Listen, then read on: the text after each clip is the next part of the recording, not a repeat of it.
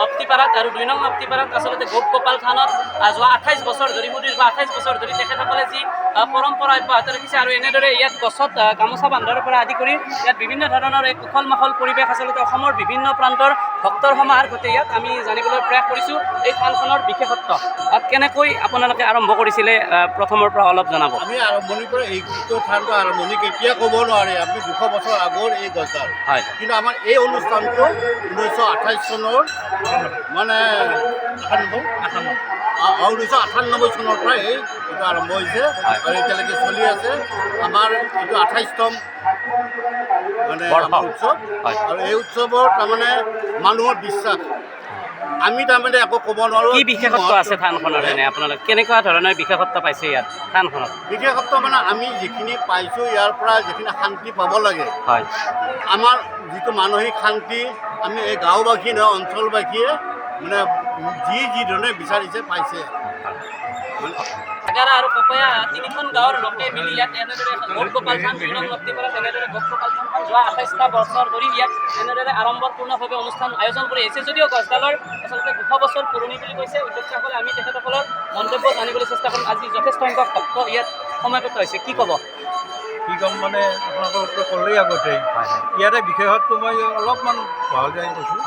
ইয়াত তাৰমানে সৰু সৰু ল'ৰা ছোৱালীবিলাকে সদায় খেলি থাকে, কিন্তু সিহঁতৰ একো অন্যায় নহয়।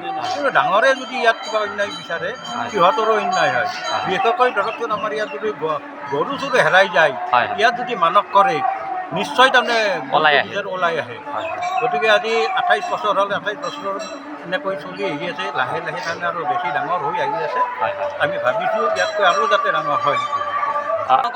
আমি জানিব পাৰিছোঁ। আমি তেখেতসকলৰ কিছু মন্তব্য ল'বলৈ প্ৰয়াস কৰিছোঁ। ক'ৰ পৰা ভক্ত ইয়াত আহে আপোনালোকে? আমাৰ অসমৰ মানে শদিয়াৰ পৰা ধুবুৰীলৈ ইয়াত ভক্ত সমাগম হয়। আমাৰ যিটো মানে এই অঞ্চলৰ যিখিনি মানুহ সেইখিনিতো থাকে ইয়াত নলবাৰী। আমাৰ অসমৰ বাহিৰৰো মানুহ আমাৰ ইয়াত আছে। এবাৰ দিল্লীৰ পৰা আহিছে, ৰাজস্থানৰ পৰা ইয়াত মানুহ আহিছে।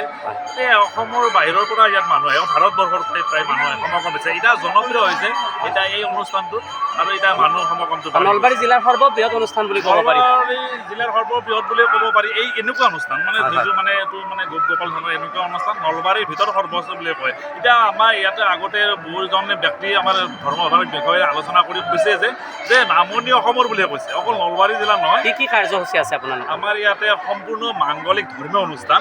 আমাৰ আয়তীৰ নাম, নাগাৰাৰ নাম। যোৱাকালি আমাৰ দুটা মহিলা নাগাৰা নাম গৈছে, নালিনী পাটোৱাৰী আৰু উৰ্বশ্ৰী ৰাজবংশী। আজি আমাৰ পুৰুষৰ নাম আছে মানে সত্যব্ৰত ডেকা আৰু বিজয় ৰাজকুমাৰ, বিনয় ৰাজকুমাৰ ডাঙৰীয়া দেৱে। আৰু সম্পূৰ্ণ এটা ধৰ্মীয় আৰু মাংগলিক অনুষ্ঠান আমাৰ এইটো। হয়, এই মাংগলিক অনুষ্ঠান আৰু এই মাংগলিক অনুষ্ঠানৰ চৌপাশৰ পৰিৱেশ দেখুৱাব ধনজিত। ইয়াত আচলতে যথেষ্ট সংখ্যক বিভিন্ন প্ৰান্তৰ ভক্তৰ সমাগম ঘটিছে আৰু ইয়াৰ পৰিৱেশ দেখুৱাবৰ বাবে আমি অনুৰোধ জনাইছোঁ।